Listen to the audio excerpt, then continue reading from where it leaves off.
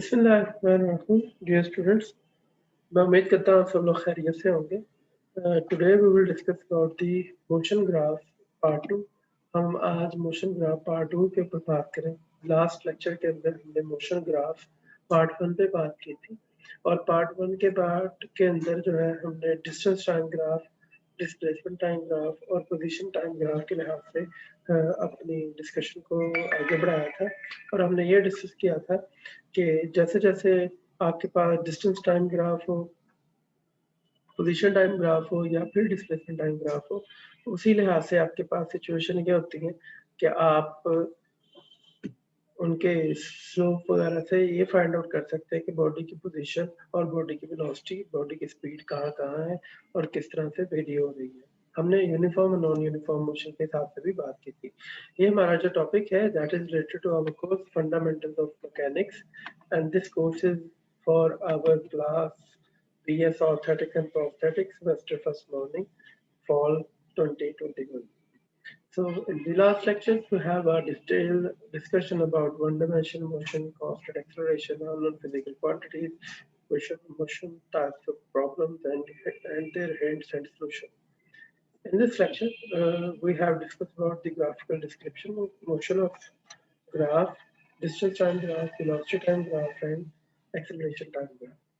As you can see here कि हमने last lecture के अंदर जो है फर्स्ट पार्ट अपना क्लियर कर लिया था, that was the distance time graph और डिस्प्लेसमेंट टाइम ग्राफ या फिर आपके पास पोजीशन टाइम ग्राफ।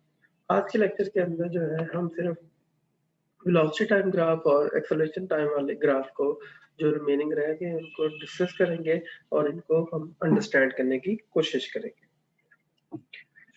सो जैसा कि आप जानते हैं मोशन के ग्राफ तीन तरह के होते थे, लास्ट लेक्चर में भी हमने पढ़ा है। वो डिस्प्लेसमेंट वर्सेस टाइम ग्राफ है, वेलोसिटी वर्सेस टाइम ग्राफ होते हैं और एक्सेलरेशन वर्सेस टाइम ग्राफ होते हैं। तो पहले वाला जो है वो डिस्टेंस, पोजीशन या फिर डिस्प्लेसमेंट टाइम ग्राफ जो है हम स्टडी कर चुके हैं। अब जो है हमारा नेक्स्ट टास्क जो है वो रिमेनिंग टू ग्राफ्स को स्टडी करना है, that is the you can see here that is the velocity time graph and the acceleration time graph. अगर हम ग्राफ वाले हिस्से को दोबारा से एक्सप्लेन करें कि बेसिक पार्ट्स ऑफ ग्राफ क्या क्या होते थे, तो आपको याद होगा हमने लास्ट लेक्चर में भी पढ़ा था कि एक्स किसी भी ग्राफ जो टू डायमेंशनल ग्राफ है उसके एक तो एक्स वाला पार्ट होता है, वाई वाला पार्ट होता है, मीन से एक एक्स एक्सिस होता है, एक वाई एक्सिस होता है। एक्स एक्सिस जो होता है वो इंडिपेंडेंट एक्सिस होता है, तो ये वाले एक्सिस जो इंडिपेंडेंट है, वाई वाले एक्सिस क्या होते हैं, डिपेंडेंट होते हैं। और आल एक्सिस को हम क्या करते हैं, ड्रॉ कर देते हैं एज, ज्यादातर एक्स एक्सिस को हम हॉरिजॉन्टल एक्सिस कहते हैं, वाई एक्सिस को हम वर्टिकल एक्सिस कहते हैं। तो ये वाला जो है हॉरिजॉन्टल एक्सिस एक्स कहलाता है और ये जो वर्टिकल एक्सिस को हम वाई लेबल करते हैं और ये सपोज करते हैं कि y is a function of x. तो यहाँ पे ये चीज हमें ये बता रही है कि x जो है वो इंडिपेंडेंट फिजिकल क्वांटिटी है, जबकि y जो है वो डिपेंडेंट फिजिकल क्वांटिटी है। फिर हम इससे बनने वाले किसी भी ग्राफ की स्लोप लेते थे और जो स्लोप इसके पास आती थी उससे हम अंदाजा लगाते थे कि इसके स्लोप को है delta y over delta x के हिसाब से स्टडी किया जाता था और बताया जाता था कि change in y with respect to x हमें कौन सी फिजिकल क्वांटिटी देती है और उसके मुताबिक हम अपनी सारी चीजों को आगे परसीव करते थे। आइए देखें कि यही जो कंसेप्ट हम वेलोसिटी टाइम ग्राफ के लिए इस्तेमाल करते हैं, तो फिर किस तरह से हमारे पास जो नई फिजिकल क्वांटिटी आती है वो कौन कौन सी फिजिकल क्वांटिटीज हम वेलोसिटी टाइम ग्राफ से कंप्यूट कर सकते हैं और इनको कैसे यूज किया जा सकता है। तो वेलोसिटी टाइम ग्राफ जो है वो इनका जो बेसिक कॉन्सेप्ट हम पढ़ेंगे वो सिर्फ और सिर्फ कांस्टेंट एक्सेलरेशन की फॉर्म में पढ़ेंगे, बिकॉज आप जानते हैं कि हमने काइनेमेटिक मोशन स्टडी कर रहे हैं और हम उनका ग्राफिकल एस्पेक्ट स्टडी कर रहे हैं। तो काइनेमेटिक मोशन जो हमने पढ़ी थी उसके अंदर हमारे पास सिर्फ और सिर्फ वन डायमेंशन मोशन थी और कांस्टेंट एक्सेलरेशन का केस था, तो इस वजह से हम जितने भी ग्राफ स्टडी करेंगे वो कांस्टेंट एक्सेलरेशन के मुताबिक। इस तरह हम डिस्टेंस टाइम या डिस्प्लेसमेंट टाइम ग्राफ की स्लोप निकालते थे और हमारे पास वेलोसिटी इसका जवाब आता था। इसी तरह से जो स्लोप है वो वेलोसिटी या स्पीड टाइम ग्राफ का जो होगा उसका जवाब क्या होगा जी, एक्सेलरेशन होगा। तो as you can see here कि यहाँ पे आपके पास क्या है, यहाँ पे आपके पास किसी भी कांस्टेंट स्लोप जो है वो कांस्टेंट एक्सेलरेशन को अप्लाई करते हैं। याद रखिएगा, अगर आपके पास जो यूनिफॉर्म स्लोप है तो उसका जो एक्सेलरेशन होगा वो भी यूनिफॉर्म होगा। इन द सेम वे किसी भी वेलोसिटी टाइम ग्राफ के लिहाज से अगर स्लोप कैलकुलेट की जाएगी तो वो भी 3 तरह की हो सकती है डिपेंडिंग अपॉन द सिचुएशन। कौन कौन से जी? कि either you have positive slope, negative slope और जीरो स्लोप। तो उस हवाले से आपकी जो स्लोप है वो पॉजिटिव, नेगेटिव और जीरो तीनों में से कुछ भी हो सकता है। अगर वेलोसिटी टाइम ग्राफ की स्लोप पॉजिटिव है तो इसका मतलब है कि आपके पास जो एक्सेलरेशन है वो पॉजिटिव एक्सेलरेशन है। अगर इसकी स्लोप नेगेटिव है तो इसका मतलब है यू हैव नेगेटिव एक्सेलरेशन। और अगर आपकी स्लोप जो है वो जीरो होगी तो इससे मुराद ये है कि एक्सेलरेशन आपके पास क्या है जी? जीरो। तो किसी भी सिचुएशन को देखते हुए हमें 3 तरह की ऑलमोस्ट स्लोप्स को कंसेप्चुलाइज करने की कोशिश कर रहे हैं। एक है जी जो जीरो स्लोप, पॉजिटिव स्लोप और नेगेटिव स्लोप। तो आइए देखें कि सबसे पहले जो जीरो स्लोप है वो कैसी होगी। जीरो स्लोप जो होती है वो एक हॉरिजॉन्टल लाइन होती है, जैसा कि आप देख सकते हैं। इसके अंदर जो वेलोसिटी है वो फंक्शन ऑफ टाइम तो है बट वेलोसिटी के अंदर कोई चेंज नहीं आ रही टाइम के लिहाज से। तो आप कह सकते हैं कि डेल्टा वी है वो किसके बराबर है? जीरो के बराबर है, because with respect to time initial velocity final velocity किसी भी पॉइंट पे चेंज नहीं आता। तो इस वजह से आपको याद होगा जो स्लोप का फार्मूला है that is equal to delta y over delta x होता था। तो हमने कहा हुआ था कि जब आप y की जगह हमने क्या लेबल किया हुआ v, तो ये change in velocity delta v और x की जगह t है तो ये होगा डेल्टा t। तो change in velocity with respect to time आपके पास क्या आ जाएगा? एक्सेलरेशन आ जाएगा। तो इस केस के लिए आप देख सकते हैं कि इसका एक्सेलरेशन क्या होगा? ये जीरो होगा क्योंकि इसकी स्लोप भी क्या है? जीरो। तो this is the case when you have zero acceleration. ये है जी सेकंड केस आपका, जिसके अंदर आपकी जो वेलोसिटी है वो with the passage of time क्या है? इक्वली बढ़ती जा रही है। तो आप इसको कह सकते हैं कि ये जो डेल्टा वी है, for this case delta v the change in v is not equal to zero. तो ये इस दफा इक्वल टू जीरो के बराबर नहीं है। इसका मतलब ये आपके पास किसके बराबर होगी? इसका कोई ना कोई एक्सेलरेशन होगा और एक्सेलरेशन की वैल्यू क्या लिखी जाएगी? वो पॉजिटिव। ये पॉजिटिव एक्सेलरेशन का ग्राफ। क्योंकि जैसे जैसे वेलोसिटी बढ़ रही है, जैसे जैसे टाइम बढ़ता जा रहा है, वेलोसिटी के अंदर जो चेंज है वो ओवरऑल एक जैसी तो रह रही है बट वो पॉजिटिव एडिशन है, वो हायर वैल्यूज की तरफ बढ़ती है। इस वजह से आपके पास ये क्या कहलाएगा? Positive acceleration. सिमिलरली अगर हम इस ग्राफ को देखें तो ये जो ग्राफ है ये आपको बता रहा है कि जैसे जैसे आपके पास टाइम बढ़ता जा रहा है वैसे वैसे वेलोसिटी जो है वो कम होती जा रही है और ये डाउनवर्ड है। तो ये लोअर फॉर्म्स की तरफ आ रहा है। तो ये है जी नेगेटिव चेंज। तो इसके अंदर जो डेल्टा वी होगा it is basically the non zero. ये भी नॉन जीरो है change in velocity but it is negative. So that is why acceleration हमारे पास क्या है? It is negative. तो ये एक्सेलरेशन हमारे पास क्या होगा? ये नेगेटिव होगा।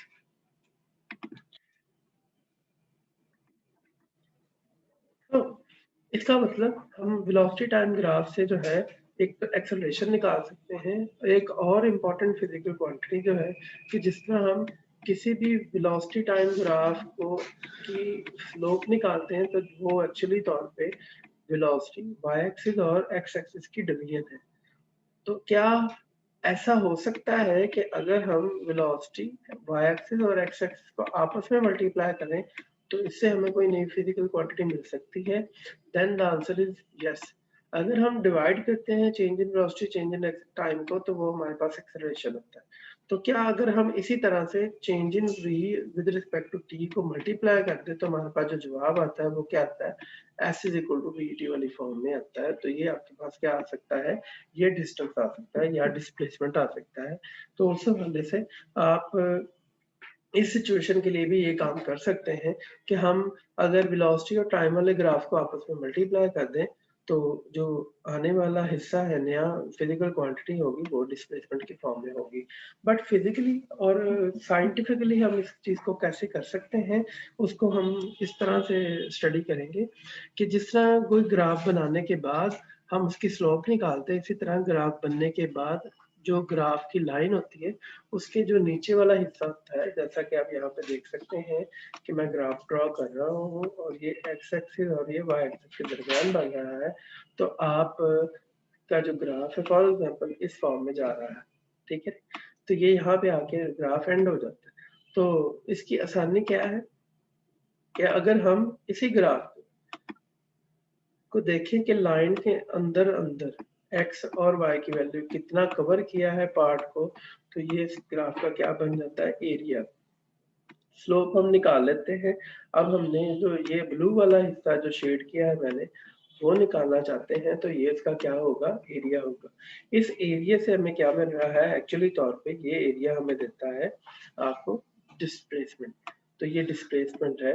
तो area under the curve of T represents the displacement of the work, कि आपके पास जो वीटी ग्राफ्स हैं उनका जो एरिया होगा अंडर द कर्व वो हमें क्या देगा, एक नई फिजिकल क्वांटिटी देता है, that is called displacement. Area can be found by geometrical formulas और ट्रिग्नोमेट्रिकल फार्मूला। तो सम टाइम हम एरिया को फाइंड करने के लिए ज्योमेट्री वाले फार्मूलाज इस्तेमाल कर सकते हैं, या फिर आपके पास कौन से फार्मूले, ट्रिग्नोमेट्री के फार्मूले इस्तेमाल किए जा सकते हैं। इट डिपेंड्स कि आप किस तरह की शेप और किस तरह की सिचुएशन के साथ डील करते हैं। So there may be negative area, negative भी हो सकता है, बट ऑब्वियसली एरिया एक फिजिकल क्वांटिटी है जो हमेशा पॉजिटिव होती है।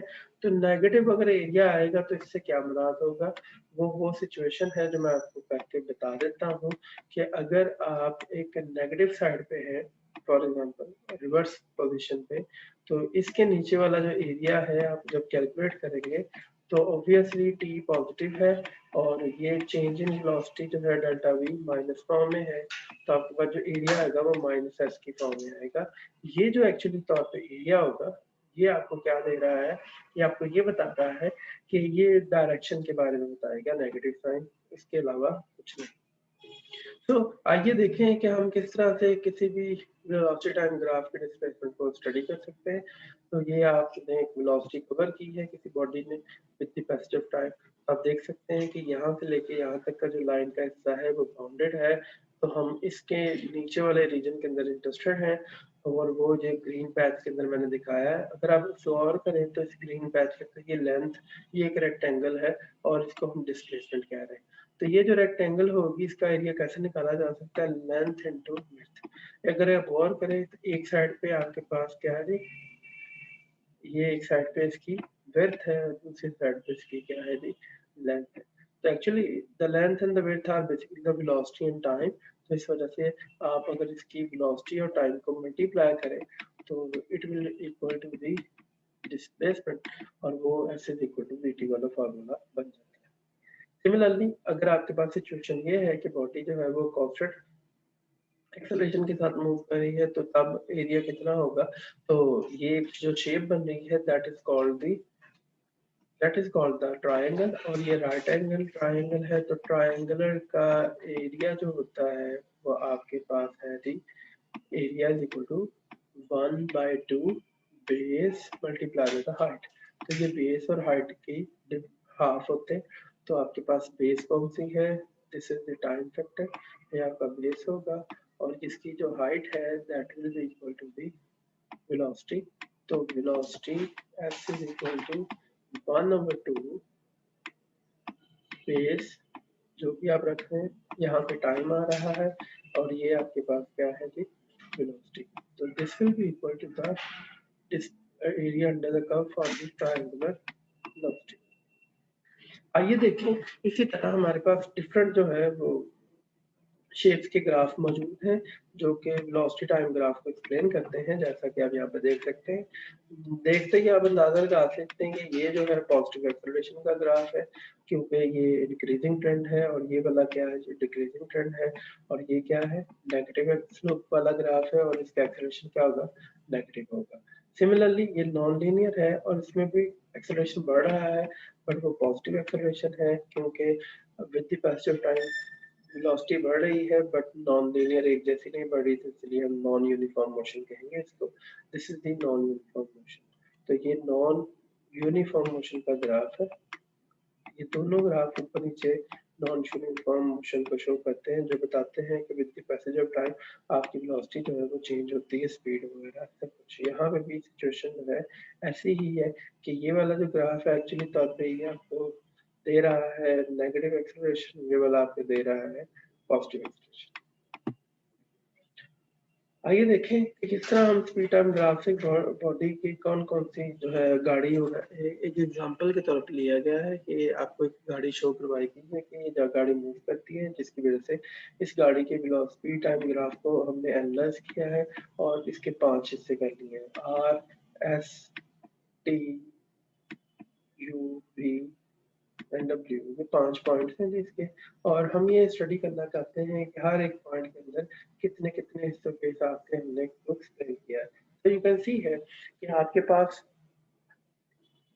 जो सबसे पहले वाला आर वाला हिस्सा है, अगर हम यहाँ पे देखें तो हॉरिजॉन्टल लाइन जो है वो कांस्टेंट वेलोसिटी को रिप्रेजेंट करती है, और जो स्लोप लाइन है वो चेंज इन वेलोसिटी को रिप्रेजेंट करती है, और स्टीपर जो है वो greater in the change velocity के हिसाब से है, जबकि जो नेगेटिव स्लोप है वो आपको क्या रिप्रेजेंट करती है, डेसेलरेशन को रिप्रेजेंट करती है। तो उस हवाले से अगर आप गौर करें तो ये आर जो है ये बता रहा है ये ओवरऑल तौर पे चेंज इन वेलोसिटी है, और यहाँ पे एक्सेलरेट हो रही है बॉडी, फिर यहाँ पे जो है उसकी मोशन स्पीड जो है वो कांस्टेंट हो जाती है, फिर वो एक्सेलरेशन डी एक्सेलरेट होती है, डी एक्सेलरेट होने की वजह से बॉडी की स्पीड 0 हो जाती है, बॉडी थोड़ी देर पे रेस्ट पे रहती है, फिर वो 20 सेकंड के बाद दोबारा से बॉडी जो है वो अपनी स्पीड को बढ़ाती हुई एक्सेलरेट होती है, फिर 10 मीटर पर सेकंड स्पीड पे पहुंचने के बाद गाड़ी जो है 22 सेकंड से लेकर 30 सेकंड तक क्या चलती है, कांस्टेंट स्पीड के साथ चलती रहती है। और अगर इस ग्राफ को देखा जाए तो सबसे पहले इस ग्राफ से कौन सी चीज निकाल सकते हैं, आप उसका एक्सेलरेशन निकाल सकते हैं हर एक रीजन का।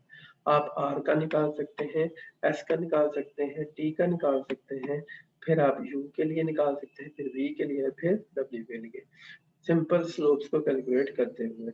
फिर जो दूसरा काम कर सकते हैं हम वो है कि वो डिस्टेंस जो बॉडी ने कवर किया है, तो वो डिस्टेंस निकालने का तरीकाकार क्या होगा, बहुत आसान है कि आपने इस ग्राफ के छोटे छोटे हिस्से पैचेस कर लेने हैं with respect to the known shapes. अगर आप याद देखें तो अब मैं जिसका हिस्सा किया है ये एक आर वाले हिस्से का रीजन का एक ट्राइंगल बन चुका हुआ है। अब यहाँ पे अगर हम गौर से देखें तो आर रीजन के लिए जो ट्राइंगल है वो ये वाली रेड शेडेड एरिया है। तो आप अगर गौर करें तो ये पहला हिस्सा यहाँ तक कवर कर सकते हैं हम, आर के नीचे अंडर कवर एरिया, ये पहला हिस्सा हो जाएगा। फिर ये वाला हमारे पास पार्ट है, तो इसके अंदर देखें तो ये फर्स्ट रीजन है, ये वाला सेकंड रीजन बन जाएगा, ये वाला हमारे पास थर्ड रीजन है। यू के नीचे कोई डिस्टेंस कवर नहीं है, एरिया 0 है यहाँ पे, इसका मतलब डिस्टेंस कवर क्या है, 0 बन जाएगा। फिर है ये आपके पास फोर्थ वाला हिस्सा रीजन, इसको हम करेंगे कैलकुलेट, फिर आपके पास है जी फिफ्थ वाला। आप देख सकते हैं कि हमारे पास टोटल 5 रीजन बने हैं, 5 एरिया थे, पहला, दूसरा, तीसरा, चौथा और पांचवा। तो जो total distance covered by the body होगा वो एक्चुअली हर एक का एरिया निकालते जाए, फर्स्ट रीजन का प्लस सेकेंड रीजन का, फिर प्लस थर्ड रीजन का, फिर फोर्थ का, और फिर फिफ्थ का। तो आपके पास ये टोटल गाड़ी ने जो डिस्टेंस कवर किया है वो हम कैलकुलेट कर सकते हैं। ठीक है, आप एक दफा कैलकुलेट करके बताइएगा मुझे कितना आता है, फिर मैं आपको इसका आंसर बता दूंगा कि ये टोटल कितना आंसर होना चाहिए। तो अगर आप देखें तो हमारे पास ये सिचुएशन है जिसके अंदर आपके पास जो है वो डिफरेंट आंसर मांगे गए हैं। ये वही ग्राफ है, A graph, B graph, C graph, D graph and E graph. ये पहले भी हमने किए हैं, बट फर्क ये है कि इस दफा यहाँ पे वेलोसिटी है, लास्ट टाइम डिस्प्लेसमेंट था। तो आपसे ये पूछा गया है कि बताएं कि कौन सी सिचुएशन है जिसके अंदर जो है कौन सा ग्राफ मोशनलेस होने की एग्जाम्पल को शो करता है। तो कौन सा ग्राफ है जो मोशनलेस की एग्जाम्पल को शो कर रहा है, तो अगर आप गौर कर सकते हैं तो आपके सामने है, ये वो ग्राफ होना चाहिए जिसके अंदर इसकी जो वेलोसिटी है वो कितनी होनी चाहिए, 0 होनी चाहिए। तो ए ग्राफ में भी मोशन है, बी में भी मोशन है, सी में भी मोशन दिखाई दे रही है, तो उस हवाले से आपके पास जो है वो सारे ग्राफ हैं जो ये बता रहे हैं कि किसी के अंदर भी मोशनलेस वाली एग्जांपल नहीं है। मोशनलेस से मुराद जिसकी वेलोसिटी वगैरह या स्पीड क्या हो जाए, जीरो हो जाए और कॉन्स्टेंटली जीरो ही रहे।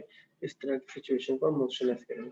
Which one has the constant velocity? Velocity के लिए है ग्राफ नंबर ए जो है उसकी वेलोसिटी कांस्टेंट है, फिर वेलोसिटी जो है ई वाले की कांस्टेंट है, तो ये कांस्टेंट रहती है हमेशा वेलोसिटी।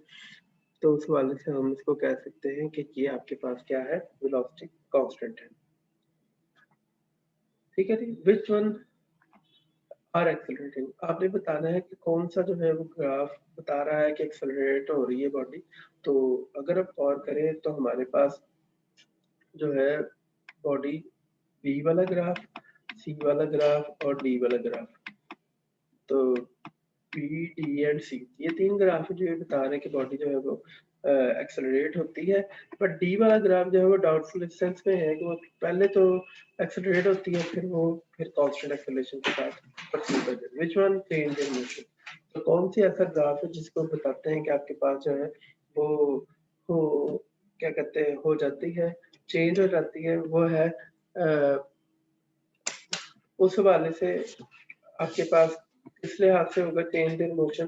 तो सिर्फ और सिर्फ जो डी ग्राफ है वो बता रहा है कि बॉडी अपनी मोशन को चेंज कर रही है, फिर बी में भी ऐसी सिचुएशन है और सी के अंदर भी ऐसी सिचुएशन है कि इनके अंदर जो है वेलोसिटी रिवर्स हो जाती है। Which one has positive velocity? कौन सा ग्राफ है जिसकी वेलोसिटी पॉजिटिव है?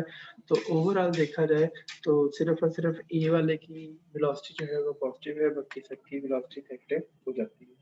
Which one displays the least? कौन सा ग्राफ है जिसका डिस्प्लेसमेंट सबसे कम है? तो अगर आप गौर करें तो सबसे जो कम जिस area covered by the curve है वो आपके पास सिर्फ बी ग्राफ का है, बाकी सबका जो एरिया है इससे ज्यादा है। तो इसका मतलब ये बी वाला ग्राफ होगा, तो इसका आंसर क्या होगा? B. Similarly, we have the acceleration time graph और we have acceleration time graph और ये जो acceleration time graph है ये आपको similarly ऐसे ही situations देते हैं जैसे आपके पास जो है velocity time graph explanation दे रहे हैं। जिस तरह हमने velocity time graph की slope निकाली थी तो हम एरिया एक्सेलरेशन टाइम ग्राफ की स्लोप निकाल सकते हैं, बट हमारा केस जो है वो सिर्फ और सिर्फ किधर है, कांस्टेंट एक्सेलरेशन के साथ रिलेट करता है। तो इसलिए हम लेक्चर के अंदर slope of acceleration time graph नहीं निकालते। अगर हालांकि अगर हम slope of acceleration time graph निकाल लें तो एक नई फिजिकल क्वांटिटी होती है, it is called the jerk. तो इसको हम कहते हैं change in acceleration with respect to time is called jerk. तो ये जर्क कहलाता है। तो वो जर्क हम कर सकते हैं कैलकुलेट, बट हम क्योंकि कांस्टेंट एक्सेलरेशन की वजह से है तो इस वजह से नहीं करते। हम सिर्फ और सिर्फ क्या होगा, एरिया को लिहाज से ग्राफ को स्टडी करेंगे तो एरिया के वाले से स्टडी करते हुए हम इनको डिस्कस करेंगे।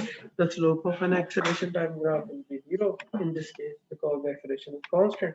और उस वाले से हम एरिया अंडर द कर्व जो होगा वो एक्सेलरेशन टाइम ग्राफ का वो वेलोसिटी ऑफ द ऑब्जेक्ट देगा। तो आइए देखें कि एक्सेलरेशन टाइम ग्राफ के अंदर अगेन वही सिचुएशन है, एरिया अंडर द कर्व आ जाएगा और उस एरिया अंडर द कर्व को हम जो है लेंथ इनटू विड्थ के हिसाब से करेंगे। तो एज यू कैन सी है ये एक्सेलरेशन है और ये आपके पास क्या आएगा, टाइम आ जाएगा। तो उस हवाले से you can compute here area multiply with acceleration multiplied by time is equal to change in velocity. So this will give you the definition of the acceleration. तो ये आपके पास ग्राफ मुझे एक्सप्लेन कर रहा है कि आपकी जो पोजीशन है, आपकी जो वेलोसिटी है और आपका जो एक्सेलरेशन है, ये की सारी चीज़ें जो है वो एट द सेम टाइम अगर आपको दे दी जाए तो आपने एक पोजीशन वाले हिस्से से दूसरे वाले को किस तरह से कंप्यूट करना है और उसको हम कैसे कंप्यूट कर सकते हैं। तो उस वाले से ज़रा देखिएगा हम किस तरह से इनको स्टडी करते हैं। सबसे पहले अगर आपके पास कोई बॉडी है वो इनिशियली जीरो पे है और वो आहिस्ता आहिस्ता अपनी स्पीड तक अटेन करती है। तो यहाँ पहला रीजन जो दिखाया गया है इसके अंदर ये है कि वेलोसिटी जो है वो कांस्टेंट है और वेलोसिटी एक जैसी बढ़ रही है, तो ये पॉजिटिव स्लोप होगी और यहाँ पे भी इसकी स्लोप जो है वो पॉजिटिव है, तो इस वाले से वेलोसिटी क्या है, पॉजिटिव है। फिर एक खास पॉइंट के बाद वेलोसिटी क्या होना शुरू हो जाती है, कांस्टेंट। तो change in position with respect ये तकरीबन लीनियर लाइन बाई दी है। लीनियर लाइन जो है वो एग्जैक्टली आपको ये शो करेगी कि वेलोसिटी कांस्टेंट हो चुकी है। जब वेलोसिटी कांस्टेंट हो जाती है तो एक्सेलरेशन क्या हो जाता है, जीरो हो जाता है। तो आप यहाँ से भी एक्सप्लेन कर सकते हैं।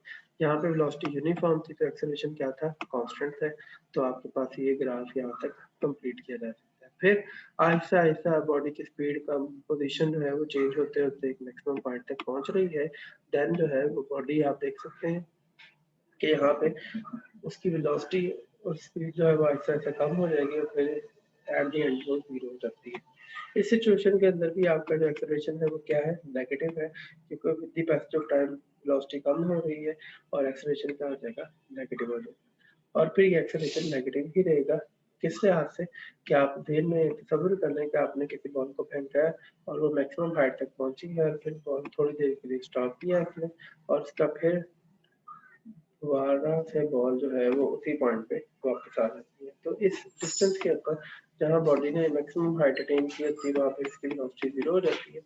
वेलोसिटी जीरो होते ही इसके बाद आपके पास क्या हो जाता है, इस मैक्सिमम डिस्टेंस के ऊपर वेलोसिटी जीरो है बट एक्सेलरेशन जो है ओवरऑल नेगेटिव ही रहता है। फिर बॉडी आहिस्ता आहिस्ता वापस आती है और उस वाले से जो है आपका ये ग्राफ का पूरा कंप्लीट ट्रिप जो है वो कंप्लीट हो जाता है। अगर आप देखें तो इसको हम पॉइंट्स को लेबलिंग के हिसाब से भी कर सकते हैं, कांस्टेंट स्लोपिंग कांस्टेंट वेलोसिटी और ये इंक्रीजिंग वेलोसिटी है। तो इस तरह ये पॉजिटिव स्लोप के बारे में इंफॉर्मेशन दे रही है। इस तरह ये आपके पास जो है वो हर एक रीजन को लेबल किया गया है और यहाँ पे बॉडी एट द एंड फिर रेस्ट पे आ जाती है। तो इस वजह से किसी वेलोसिटी और एक्सेलरेशन क्या हो जाता है, जीरो हो जाता है। तो इन सारे ग्राफ को देने का मतलब है कि आपकी एक्सपर्टीज डेवलप हो जानी चाहिए कि आप पोजीशन को देखते हुए वेलोसिटी और एक्सेलरेशन ग्राफ को खुद से एक्सप्लेन कर सके। समटाइम ये भी हो सकता है आपको मैं एक ग्राफ दे दूंगा पोजीशन के हवाले से और कहूंगा कि इसकी वेलोसिटी और एक्सेलरेशन फाइंड आउट करके दे और सिचुएशन बता दी जाएगी, तब आपको इसको कंप्यूट करके देना होगा। जी, एज अ क्विक रिव्यू हम कह सकते हैं कि टीटी ग्राफ आपकी इसके स्लोप वेलोसिटी देती है। वेलोसिटी टाइम ग्राफ जो है वो आपको क्या देते हैं, स्लोप एक्सेलरेशन देते हैं और डिस्टेंस के बारे में इंफॉर्मेशन देते हैं, डिस्प्लेसमेंट के बारे में, जबकि एक्सेलरेशन टाइम ग्राफ जो है आपको वेलोसिटी के बारे में इंफॉर्मेशन देते हैं। मैं उम्मीद करता हूँ कि आपको इस लेक्चर की समझ आई होगी। इंशाल्लाह हम नेक्स्ट लेक्चर के अंदर जो है वो two dimensional motion of the object की बात करें, उसकी टाइप के बारे में बात करेंगे और एप्लीकेशन के हवाले से बात करेंगे। तो मैं उम्मीद करता हूँ कि आपको इस लेक्चर की समझ आई होगी। क्वेश्चन आंसर के लिए, डिस्कशन के लिए आप जो है हमारे इंटरेक्टिव सेशन में ज्वाइन कर सकते हैं, जूम मीटिंग, व्हाट्सएप ग्रुप और यूट्यूब कमेंट सेशन। फिर भी किसी किस्म का क्वेश्चन हो तो आप लाजमी पूछें। अल्लाह हाफ़िज़।